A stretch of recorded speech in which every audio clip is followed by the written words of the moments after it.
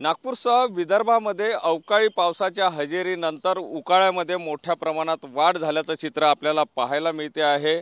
आणि एकंदरीत जर आपण बघितलं तर किमान तापमानात सुद्धा 3.9 अंश सेल्सिअस एवढी वाढ झाली आहे। वातावरण दमट असल्याने आणि मोठ्या प्रमाणात गरमी वाढली असल्याने आर्द्रता जर आपण बघितली तर 70% आर्द्रता पोहोचलेली आहे। मध्य प्रदेशमध्ये तयार झालेल्या सायक्लोनिक आणि सर्क्युलेशन आणि दक्षिण भारतातील सिस्टममुळे विदर्भात आर्द्रता वाढल्याचं चित्र सुद्धा पाहायला मिळते। ओएसिस फर्टिलिटीच्या तज्ञांनी आयव्हीएफ उपचार पद्धतीद्वारे 1 लाखांहून अधिक जोडप्यांना मातृत्व प्राप्तीचा आनंद दिला आहे।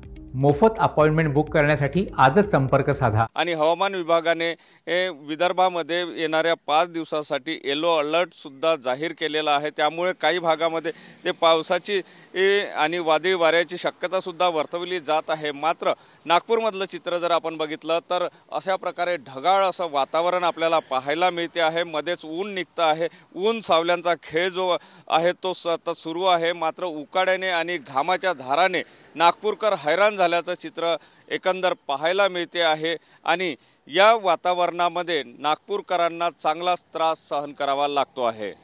कॅमेरामन सचिन सयामसह सुनील ढगे, TV9 मराठी, नागपूर।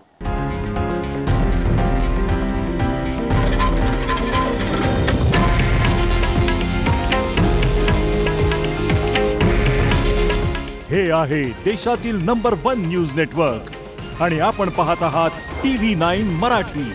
काळजी तुमची, हित महाराष्ट्राचं।